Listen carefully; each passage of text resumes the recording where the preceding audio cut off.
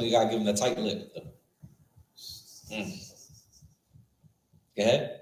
Now this is medieval Jews. Now we're going into this is probably my favorite section of the slides. The medieval Jews of Europe. My favorite section, because this right here ruffles a lot of feathers. What do you mean, black Jews in Europe? What do you mean this? And just sit down, take your pen and your pad out, and come to class, brother. You'll learn. I'll probably give you some books for free. Probably not. It's a lot. But now read that. The first source is Literature and Science by Monica Schmitz-Emmons on page 149.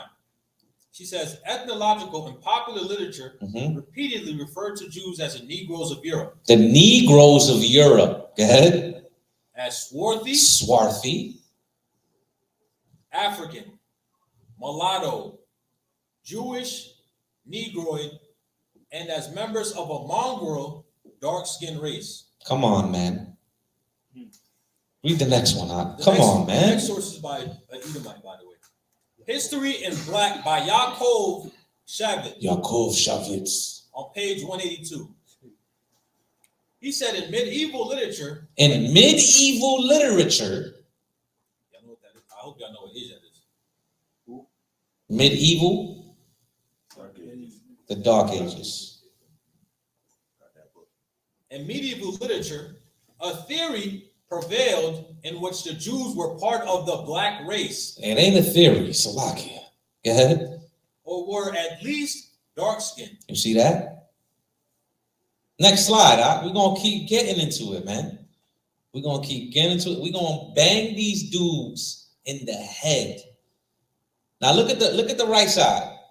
That's Duke Frederick VII of Saxony. Look at that. That's a coin. That is not, look at that dude, bro. Come on, that's Frederick. Yeah. He said Frederick Douglass. You childish. You see that? We created the first form of currency, by the way. Yeah. Absolutely. So in general, I'm going to read the source first. It's Medieval Identity Machines by Jeffrey Jerome Cohen. He's also a Jew. Cohen. Page 277. In general, however, Saracens and Jews were the groups most susceptible to representation as swarthy. Swarthy, which means dark skin. All right? Read. Air quotes, Ethiopian or black skinned, making such darkness a signifier of race. You see that? So this is another source. Jews were the groups most susceptible to representation as niggas. That's what they should have just said. Niggas. Black people. They should have just said it, because that's what you want to say on a low. Next source. Source of Black Jews in Africa and America by Tudor Parfit from page 16. One of y'all got this book. I don't know which one of y'all got my book, but one of y'all got this book because it's missing. I was glad I had pictures of it on my phone that I just found randomly, and I was like, ooh, one of y'all got my book, man. I'm going to find it. Yeah. Sefer Yosef al-Makena, which boasts that we Jews are from a clean and white seed, therefore our faces are black. But you hear that? This, because a lot of people like to go into certain quotes of Jews, and when they hear pure, clean, and white seed, white meaning pure. It's an idiom. You see that? Get that in Lamentations 4. Let me prove my point. Because it's right in Lamentations 4. I believe verse 4. Let me hear it, and I know if it's that. Lamentations chapter 4, verse 4. Go ahead. The tongue of the suckling child. Now, next verse. Is it verse 5? Let me see. 7. Verse 7. Go ahead. Verse 7. The Nazarites were purer than snow. The Nazarites are purer than snow. Watch this. Keep reading. You see that? They're white. Okay, keep reading. They were whiter than milk. They were whiter than milk. That means they're white, right? Keep reading. They were more ruddy in body than rubies. You see that? More ruddy in body than rubies. Okay. Keep reading. Their polishing was of sapphire. Go ahead. Their visage. Their what? Their visage. Their what? Their visage. Their face. Go ahead. Is blacker than a coal. Then what? Than a coal. It's blacker than a coal. So you see, what the previous verse was signifying was the purity of the Nazarites. That's it. It's all about context. It's all about Hebrew idioms. So that the same thing is happening right here in this source. All right? Now back it up. Yeah, no, start from the top again from that verse. I mean, from that source. Sefer Yosef ha-Mekanis, which boasts that we Jews are from a clean and white good seed. Therefore, our faces are black. So that we're from a clean and white seed, meaning we're from the pure bloodline. That's what he's expressing. That's why he says, therefore, our faces are black. We're dark skinned. Now watch what he says here. Read. But you from the red seed of menstruation. But you, he's talking to the fake Jews. He said, but you are from the red seed of menstruation. Go ahead. Therefore, your visages are pale and red. He said, therefore, you pale and red, man. You understand this? Go From ahead. the 13th century Sephardic perspective. This is from the 13th century Sephardic perspective because the real Sephardic Jews were black. Okay? That's what people have to understand. Next one.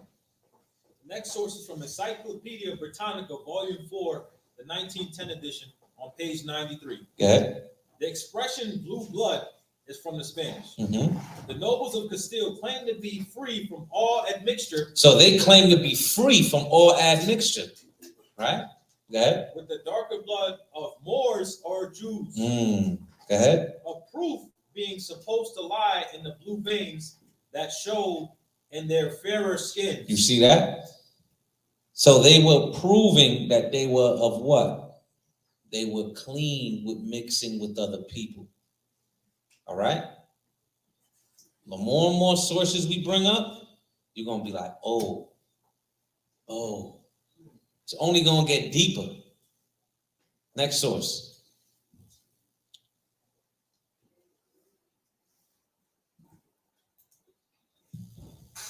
This is from Shakespeare and the Jews by James Shapiro. Whoa, Shakespeare and the Jews. Right? Let me teach you something.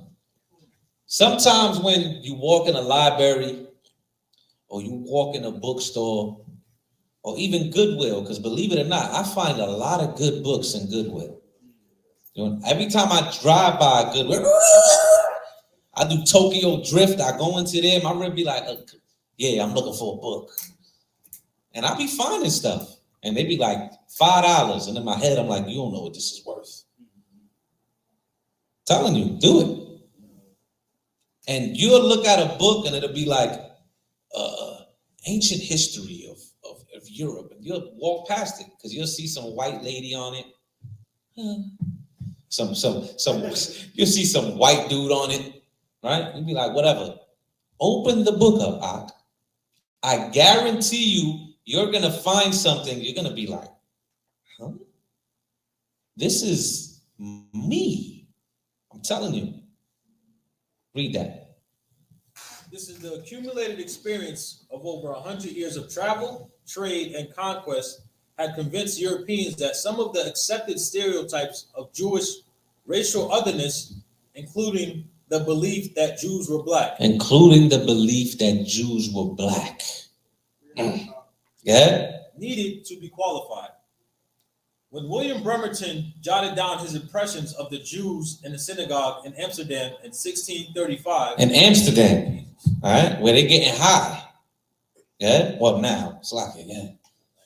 He noted that the Jewish men are most black and insatiably given unto women. Mm-hmm. Drawn here on contemporary prejudices linking blackness and licentiousness. And when the Scottish minister Robert Kirk toured London in January 1690, He also paid a visit to the synagogue there, where he observed over 200 Jews worshiping. He noted in his journal that they were all very black men and indistinct in their reasonings as gypsies. I want you to remember this, because all the sources I'm going to bring out today is going to tie in with a bunch of sources I'm going to bring out in the future. Okay? Continue. By the end of the 17th century, works like the English translation of the Francis Maximilian, Missions a New Voyage to Italy, make clear that it is a vulgar error that the Jews are all black. This mission observes is only true of the Portuguese Jews. The Portuguese Jews. The Sephardic Jews. Remember that. Look, Abadia like, ooh, because Abadia's father's from Portugal. And that's a black man. You see that? Continue. Who, marrying always among one another. We just read that in the previous source. They always marry the one among each other. Why? Because they didn't want to look like the people around them. If you actually study it and read more. You understand that? Right. Go ahead. Begat children like themselves. Consequently, the swarthiness of their complexion is entailed upon their whole race, even in the northern regions. Continue. But the Jews who are originally of Germany. But those damn Amalekites. Good. Those, for example, I have seen at Prague, are not blacker than the rest of their countrymen. Even Manasseh ben Israel, in his plea for the readmission of the Jews into England, offered evidence that some of the Jews in distant lands differed racially. You see that? Showing you the difference here. Okay? Next source. Don't worry, y'all gonna get it. Just, I know y'all probably got questions. Y'all gonna get the whole PowerPoint, so don't worry. Yeah. The first source is Mark of Distinctions: Christian Perceptions of Jews in the High Middle Ages by Irvin M. Resnick. He says, regardless of whether only Jewish men or both men and women were understood to be dark complexioned in medieval Christian perception, it remains to determine why a dark skin color should be assigned to Jews at all. For theologians, the link between dark or black skin and the blackness of sin seems assured. Devils. Yeah. Medieval scholastic natural philosophers, however, sought causes rooted in nature. An investigation into these causes could be divided according to the medical theory of the natural, non-natural, and contra-natural influences on the body. For our purposes, however, it would be simpler to divide our discussion into two: external or internal influences upon skin color. Now, a lot of this is the beginning of what will be known later in history during this time will be the Hamitic hypothesis. Okay, we're not going to get into that. Also, future classes. But they were trying to figure out and come up with theories on why the Jews were black. This is why all of this is happening. Okay, continue. Next source. Next source is the Sources of the Pentateuch by Samuel C. Bartlett on page 118, which says, thus the black color is found not only in individuals, as the black Jews of Portugal, but in tribes, as the Bakaris on the Red Sea, whose hair and character are perfectly Semitic. Perfectly Semitic. Go ahead. And the white color in the brutalized descendants of certain exiled Irish of Ulster. Exiled. Because who was ruling? Continue. Whose features are almost of the African type. You see this? Next. Now look at the right real quick. All right. See that coin? That Klev Vladimir the First. That's Russia. Look at him. He got braids hanging down, all that. That's a nigga. All right. Read that source, son. This is the Mediterranean race Italian G. Surgeon from 1901. Go ahead. It's a study of the European people called the early settlers of Europe, which would be the Euro-Africans. Which will be the what? Euro-Africans. Okay. Next slide. This is the history, the destruction of the city and temple of Jerusalem, and the ruin and dispersion of the Jewish nation by Thomas Brown on page 180. Go ahead. The Spanish and Portuguese Jews claim their descendant from the tribe of Judah. Say it again. The Spanish and Portuguese Jews claim their descendants from the tribe of Judah. From the tribe of Judah. Okay. Good. In consequence of this supposed superiority, they have not till lately married or in any way incorporated with their brethren of other nations. They said we ain't marrying none of y'all. Go ahead. They had separate synagogues. Mm-hmm. And if a Portuguese Jew, even in England or Holland, even in England or Holland, so where did the Jews of England come from? Portugal and Spain. Good. married a German Jewish. So if they marry one of them Amalekites, okay, nasty little things, good. He was immediately expelled from the synagogue. He was expelled from the synagogue. This is what was going on in Europe, okay? I don't know the laws of the intercourse. Yeah. They don't know. It's a lot here. They don't know the law. Yeah. Hey, man. Next slide. Next slide. Go ahead, my good brother. This is the source from the History of the Jews by Grants Henrich from 1817 to 1891, Block Phillip from 1841 to 1923, and Louis Bella, 1853 on page 389, which is three accountants of three different individuals. Right. The northern coast of Africa and the inhabitable regions inland were full of Jews of Spanish descent. They were what? Full of Jews of Spanish descent. Now, they were full of Jews of Spanish descent, which we read the Jews of Spanish descent were what? Dark skin. Yeah. From the northern coast of Africa, so y'all remember that. Mm-hmm. They had congregated there in great numbers during the century from the persecution of 1391 to their total expulsion. Mm-hmm. From Safi, which is the Safi, the most southwestern town of Morocco. What? Go ahead. To Tripoli in the northeast, there were many communities of varying numbers speaking the Spanish language. Go ahead. Though mostly hated. Go ahead. Arbitrarily treated and often compelled by petty barbarian tyrants and the uncivilized, degenerate Moorish population to wear disgraceful costume, yet prominent Jews found opportunities to distinguish themselves, to rise to high honors and acquire widespread influence. So if these black Jews were in Europe and being despised, who was despising them? Dusty Hamites, man. Go ahead. Next slide. Now, this is a book.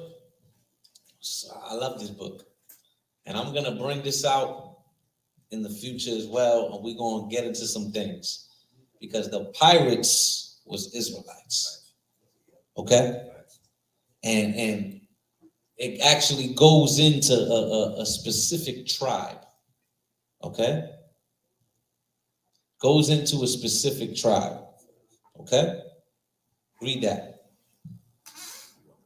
The whole thing. Just read the whole thing. Why not?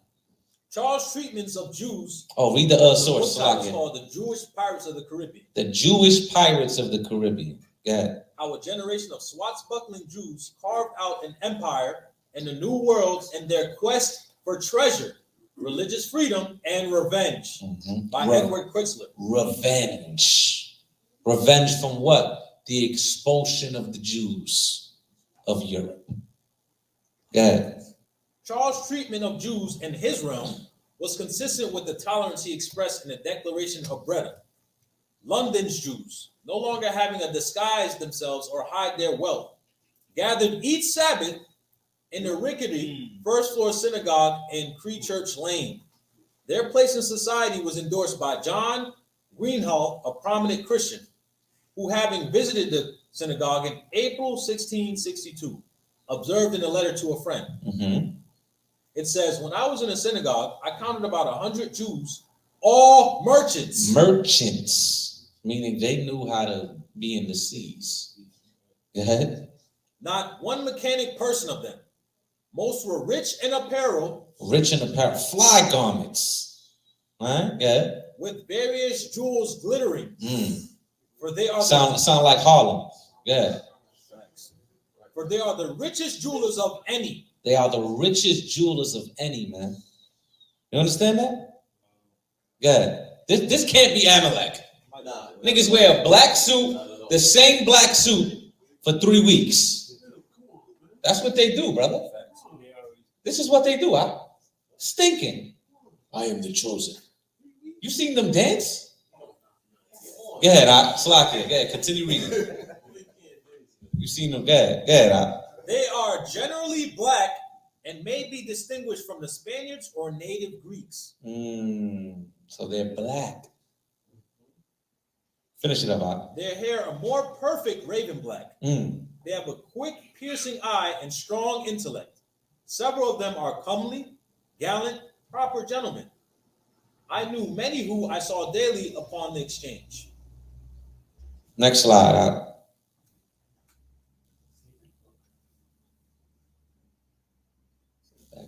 So this is the images from the Leon's Bible. Yeah, look at that image from the Leon's Bible, right? That don't look like white people to me. Okay? Read the source. This is a source from Anglo-Israel. Anglo-Israel. Okay? Like Anglo-Saxon. Angelic sons of Isaac. Okay? Read. By William Henry Poole, page 258. He does a wonderful account into proving we're the people, by the way. Wonderful. Claudia Rufina, raised beneath the sun that shines on Britain's dark cerulean race. Whence comes it that thy heart is like our own, that thou hast such a beauteous form and face? See that? So there was a dark, beautiful race in honoring our women. See that? It's like Muhammad did. Right. Next slide. First source is When Scotland Was Jewish by Elizabeth. When Scotland was Jewish. Damn. Yeah. By Elizabeth Caldwell Hirschman on page 59. We're going to be in this book a little bit. Huh? Good. The name Douglas. Dark stranger. And Gaelic. And may have originated from the Mediterranean complexion of the family founders M. Brown in 1988. Yeah, that's the quote. Yeah. The Douglases, so named for their dark coloring, Go ahead. were the dominant force on the borders of England and Scotland from 1300 all the way to 1455. From M. Brown in 1988. Family portraits attest to their Mediterranean physiognomy. Who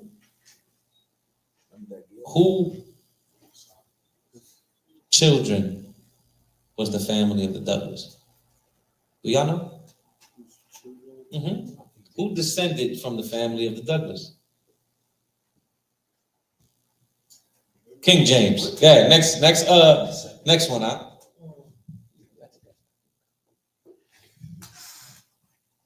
No, my bad. We missed something at the other slide. My bad. The last quote. Salakia. So it's the same source, but page 61. Notable in this genealogy is the relatively frequent marriages with the royal Stuart family, which regarded itself as being of Jewish ancestry. Now, Stuart is a rendition of swarthy or swart. Okay? Meaning dark skin. Go ahead. Marriage to cousins of the same name, Douglas. Go ahead. And alliances with other families believed to be of Jewish descent. Next slide. Now look at the right? That's Saint Sophia. That's in the Saint Sophia Cathedral in Novgorod, and that's a Russian icon. Okay, you see that right there? Read the source. So this is the same female in source, and she says in 1306, for a variety of political, religious, and economic reasons. This is all the same source when Scotland was Jewish. Go ahead. The Jews were expelled from France, and not coincidentally, we see families such as the Black Douglases arriving in Scotland. You see that? So during feuds in France, they began to go where? Into England, into Scotland, and began to form certain empires there. Okay? This expulsion followed close on the heels of Edward's I's banishment of Jews from England and Gascony in 1290. And there were smaller banishings of Jews from the cities in Germany and Italy. However, as Ben Bassa writes on page 15, the expulsion in France affected a greater number of Jews, almost 50,000 persons. Exiles found refuge in Lorraine, Alsace, the Rhine Valley, even Poland and Hungary, and the Duchy of Burgundy, the Dauphiny, Savoy, Provence, the Comtat Venaissin, and Spain. We propose that several of these Jewish families made their way as well to Scotland, a possibility we will discuss in detail in chapter 7 and 9. Next slide. So this is also the same source. Same source when when Scotland was Jewish. Yeah. From Spain, they took a merchant ship bound for the coast of Scotland. They landed at a place called Solway Firth, and finding the country Scotland in peace under the Protestant reign of King James VI, approximately between 1567 and 1603, who then became King James I, King of England through 1603 all the way to 1625. They determined to settle there. After finding a large landholder, he being a wealthy bishop of the place, they purchased from him a large estate. They then sent back to their native land for other relatives and friends, and a few years became numerous and prosperous. But in order to acquire full title of this land, it was necessary that they should gain the consented signature of the king to their purchase. The king, upon signing their titles, imposed the following condition: that the three brothers should, when the king required it, each send a son with a troop of 20 men to aid in the wars of the king. Our forefathers were of dark skin with deep penetrating eyes. Although naturally of dark complexion, and mingling with the blue-eyed belles of Scotland. And mingling with the white people of Scotland, what began to happen? Through 13 generations, the younger generations have shown many instances of the fair hair and blue eyes of their mother's family. You see that? This is what began to happen. Go ahead. Thus, the blue eyes and the black eyes appear in almost every family. Next source. Through the mingling. And this is why the Sephardic Jews ain't want none of that. Now you see this on the right-hand side. This is Peter weeping after defying Christ 3 times. This is in the Bristol Psalter. Okay? Look at him. Looking like Yawasap from Sons of Thunder. Look at him. Look at him, man. Yeah, go into the source, huh? This is Ancient and Modern Britons. Good. Ancient and Modern Britons by David McRitchie on page 205. And none among them of whatever race excelled that famous Scot, the Black Douglas. He belonged to the oldest sect of his clan, that known as the Black Douglases, a term of which many of the leaders were no doubt Scots. Although the more distinguished were chiefly non-Scottish, proves to be tautological when analyzed, since the Douglas signifies the black, swarthy man. You see that? Next slide. All this is making sense so far, right? Okay. You see that on the right? This is also from the Bristol Psalter, right? The Chaldean soldiers were Hebrew captives. So you see black on black crime. It's just both ain't Israelites. You understand that? Go ahead. This is from the source of Nature Knows No Color line on page 71. Ancient Welsh folktales certainly do mention black people. Salakia, Welsh folktales do mention black people, unmistakably Negroes. Mm-hmm. In the story of Peredur and the Mabunajin, the blacks mentioned therein might be slurs. Another ancient Welsh poem, Wadlud Imor, tells of a robbery between white and black. So you see, even in their folklores and myths and oral traditions, the Welsh, which is ancient Wales, right next to England, they had blacks within their folktales, and they were even of dark skin. Okay. Next source. Now you see the right? Right? This is also from the Bristol Psalter. Okay? You see that's King David. That's supposed to be King David in the middle. You see that? Yeah. The Untold Story, revised edition by Edgar Shaw, is a source. In the year AD 1492, January 2nd, the Moorish stronghold of Granada surrendered to the armies of King Ferdinand and Queen Isabella. For the first time since the year 711, all of Spain was in Christians' hands. The decree to expel the Jews from Spain was signed on March 31st in one of the corridors of the great Alhambra, the palace of the Moorish kings of Granada. The motive given for the expulsion of the Jews was conceived that they corrupted the Marianos Jews converted to Christianity by privately encouraging them in disloyalty to Christianity. The Marianos Jews, the Moranos, the Morenos. This is why Spanish people say Moreno, because it goes to a secret Jew. That's what that means, if anybody didn't know that. All right? Next source.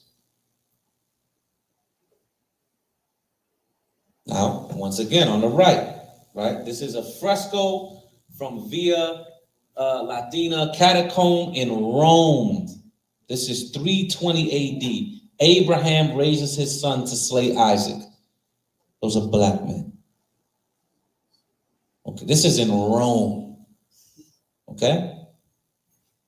Read the source. So the source is from the Patriot.co, and it says, after the downfall of the Moors in Granada, Spain, the white countries of Europe took a special interest in Scotland because there was a thriving black population there.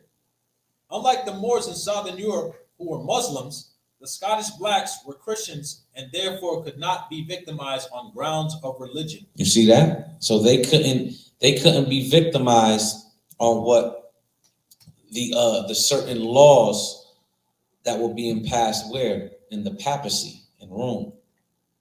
Okay? Because what Rome was doing was using a religious grounds to expose Jews and the Muslims out of Europe. But it was hard for them to do that in England.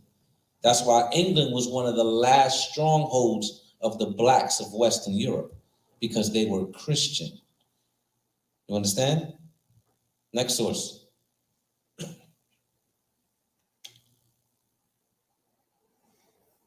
This is the textbook of the origin and history of the colored people, the anti-slavery collection from Hartford in 1941 by a Skinner printer. It says the Portuguese who planted themselves on the coast of Africa a few centuries ago have been succeeded by descendants blacker than the Africans. You see that? So the Portuguese are also known to be blacker than Africans. Okay?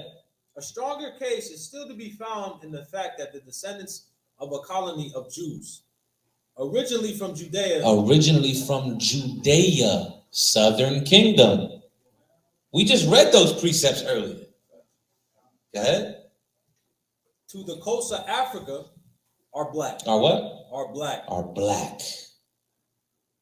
Next source. Now this right here. Early Spanish manuscript illumination by John Williams. Okay?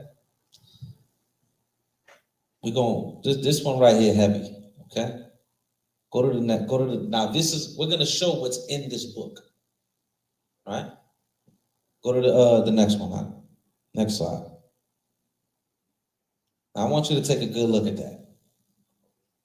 I want you to take. Can you see what's highlighted? Nah, right? Sure. I think I took it out. Oh, he could zoom in. All praises. I got it. All right, read what's highlighted. It says a little further on in the manuscript, monstrous white men and blacks. Monstrous white men and what? Blacks. Now this is explaining the top right-hand corner. You see all those black men in red? The monstrous white man is on a goat. That's how because they were supposed to be monstrous white men on a goat. Why? Because they're signifying certain prophecies in the book of Revelation. Read it out. Read it again. White men, monstrous white men and blacks carrying curved sabers and an emblazoned shield march toward the Antichrist. March toward the Antichrist. That's when you go in the bottom. What's the Antichrist? The Vatican. And they're white people.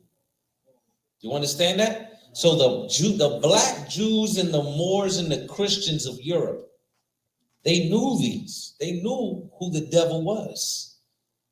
They knew that these people were the Antichrist. You understand that? This is right there in their book. This is in their book, man. This is important right here. What's the name of that book again? That's the early Spanish manuscripts. It's a lot of money. That's a lot of money. And if you find one for cheap, it ain't the real one. I'm gonna tell you right now. It's like the 13th tribe. They'd be like, I got the 13th tribe. I pick on Barack all the time for this. It's like 70-something pages missing from your 13th tribe. No lie. Oh yeah, there is, brother. It wasn't $15, okay? The real 13th tribe is a lot of money. Go to the next one. Now look at this. Same book. This is the same book. Now look closely. Who's fighting who? You got a bunch of black people on the right side with their kingdom fighting white invaders. You see that? With their garments on, their headpieces, they got their scarves. Nothing new under the sun. I didn't make this book. Just saying. Next source. Everybody know this, the Russian icons. I just want to show how he's painting black images white. Look behind him, the ones he didn't touch yet. Look at what he's painting. Another book that's very expensive. $700. Next source. I tried to get it. Salakia. Too much. Now you see that? That's the Moors of Yorkshire. This is in the Fairborn's Crest. That's where this book is from. I actually have that book, right? Now look at the crest of people in Europe. Look at the Moors. You see that? Those are all black people. Huh? Read the source. Those are British families, by the way. British families, right. So the source is from Tacitus. Tacitus, Alice, translated by M. Hutton. The swarthy faces of the Silurs, the curly quality in general of their hair, and the position of Spain opposite their shores attest to the passage of Iberians in old days and the occupation by them of these districts. See that? This is a very old source of somebody who's Greek, accounting to dark-skinned people. That the reason why it's called the Iberian Peninsula, Iberian meaning Hebrew. Okay, Ibar meaning Hebrew. That's why it's called the Iberian Peninsula. And who was there? Dark-skinned people. Next source. This might be the last one for medieval. Oh, no, I guess not. Slovakia. Well, you see that? That's the, I don't know how to say that Russian joint. Shalakovich, whatever. State History and Art Museum. Look at that. These are Russian icons. Okay? These are museums of all the Russian artists. Yes. You can't take your black ass on that. Yeah, read that. This is from Delaware's Forgotten Folk, University of Pennsylvania, 1943, by C.L. Westlaker. In 711 AD, the Moors crossed Straits of Gibraltar and began their conquest on the Spanish peninsula. After governing Spain for 800 years, the Moors were defeated by the Christians, and many of their descendants were sold to the slave traders, who brought them in shackles to America. Who what? Who brought them in shackles to America. Hold on. So black Moors in Europe were brought to shackles to America. But the Moors were Jews. They were Muslims.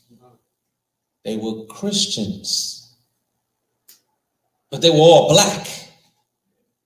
So how are you going to tell me no slaves knew the Bible? Next source. Critical thinking. I'm going to start using that. Critical thinking. The first source is from A History of the Inquisition of Spain by Henry Charles This is important. Lee on page 141. Mm-hmm. In the confusion following the invasion of Charles VIII in 1495, the people arose against them, the Jews, and many abandoned their religion to escape slaughter or slavery.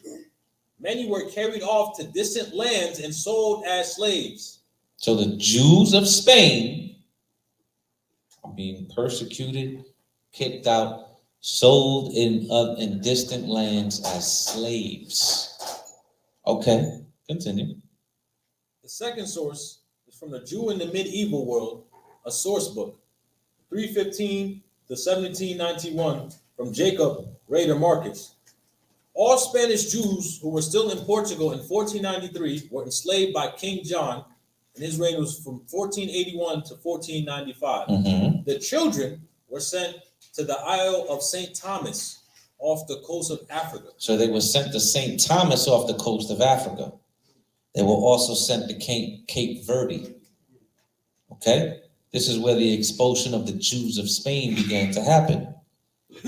Watch this. Next source. This is the Iberian roots of the transatlantic slave trade. Iberian roots. Hebrew roots. This is what it's saying, literally. Iberian Hebrew. Hebrew roots of the transatlantic slave trade. Go ahead. From 1440 to 1640. Mm-hmm. From Gilderman.org. Mind you, we didn't even touch the west coast of Africa yet. We didn't even touch pre-Columbian America yet. We didn't touch that part yet. We still on the medieval Jew. We're still here. I'm just saying. Go ahead. It's the Institute of American History. The Institute of American History. I'm not making this up. Watch this. Read. The first slave trade voyage. The first slave trade voyage. Go ahead. Known to have sailed directly from Africa to the Americas arrived in Santo Domingo on the island Española in 1525. The ship's cargo consisted of nearly 200 captives purchased in Sao Tome, which is St. Thomas. Who was sent to St. Thomas? Jews of Europe. And then they were taken from that place and then brought as slaves to America. Watch this. Read. Several additional slave ships disembarked enslaved Africans in Española, Cuba, Puerto Rico, and Jamaica during the late 1520s and 1530s. You see that?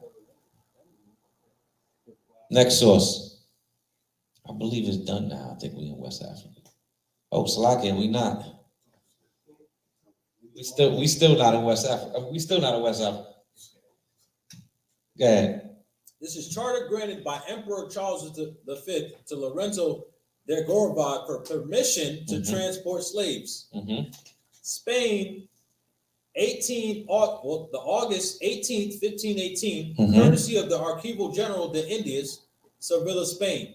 Before 1518, the slave trade was highly regulated and consisted mostly of slaves being sent from Spain to the Americas. From Spain to the Americas, they were sending slaves. Who were they sending? We just read it in the previous slide. Black Jews, Moors. Go ahead. Directly by the Spanish government. However, Emperor Charles V opened the transatlantic slave trade on a massive scale on August 18, 1518, when he granted a charter to Lorenzo de Gorva, giving him permission to transport 4,000 slaves directly from Africa to Spanish American colonies. He circumvented the legal statute established by Fernando and Isabel that slaves must be born in Spain by allowing Africans to enter the Americas, provided they convert during the voyage. See that? And you see the document right on top. Next source. Can't make this up, huh? Now you see the book on top. This is the history of the Inquisition. You can start right where it says King Emmanuel. King Emmanuel was succeeded by John III in 1521, who, observing that Judaism was spread greatly in his time, that the Jews publicly professed their errors and taught them others, that his don't flick servants, not only as such proceeded from them, but those who were ancient Christians were infected with the portion of their doctrine, contemned the sacraments of the church, did not receive them in an article of death, treated with great irreverence holy images, and especially from the Virgin Mother of God, the Lady of Angels. Some of the Virgin Mother of God. They are the words of Safna? Yes. Sansa. Because remember, this is old, so that the S's are F's. So it's a little confusing. This is old. These things in his mind, he desired the Pope Clement VII, the holy tribunal of the Inquisition in his kingdom. And although this Pope for a long while and oftentimes refused it through the vigorous endeavors of the Jews, who to their utmost opposed the royal petition, for the Jews always hated this holy tribunal, as others do to this day. For what reason they less know. Yet at length, with difficulty, he granted it in form of law. And that would be the source of the date of January the 16th, 1531. So this is showing what? They were forcing Jews to convert to Catholicism. I just wanted to show y'all these things. Right? And not keep the laws of God. This is what began to happen in Europe. Okay? The next source. Go ahead. This is from the Hebrewisms of West Africa by Joseph J. Williams. The massacre of the Jews that at Tuat took place in 1492, the very year that the Moors were driven out of Granada, and the previous influence of the Jewish people, especially in the north of Africa, may explain why the Dominicans, when they undertook mission work in Africa in the 13th century, required of their missionaries a knowledge of Hebrew as well as Arabic. Another possible explanation of this might be also that while Ghana itself was finally destroyed in 1240, the remnants of the Jewish Empire were still scattered throughout the Sudan. So this is showing, all right, this is showing Jews of Europe and Jews of West Africa. This is now, I know where I'm at now. This is getting us ready for the next portion. All right, go ahead. The next source is the Inquisition Revealed on page 148. The Roman Catholics, I think I spelled that wrong. Go ahead. Slacking. Ignorant of the nature of the gospel, have endeavored wholly to destroy this people or to compel them to profess the Christian faith. Edicts, the most severe and cruel, have been published against them from time to time by different popes in France and Spain. They have been oppressed, fined, and banished unless they would turn Christians. Thousands of them in Spain and Portugal profess the name of Christ to escape punishment, yet in heart remaining Jews, abhorring the idolatry of Papists. The inquisitors proceeded against them, therefore, as heretics and apostates. Now, this is what was happening to our people in Europe. Okay? That was leading up to the age of discovery, Christopher Columbus, the exploration of the New World, conquering of the Northern Kingdom, so on and so forth. All right?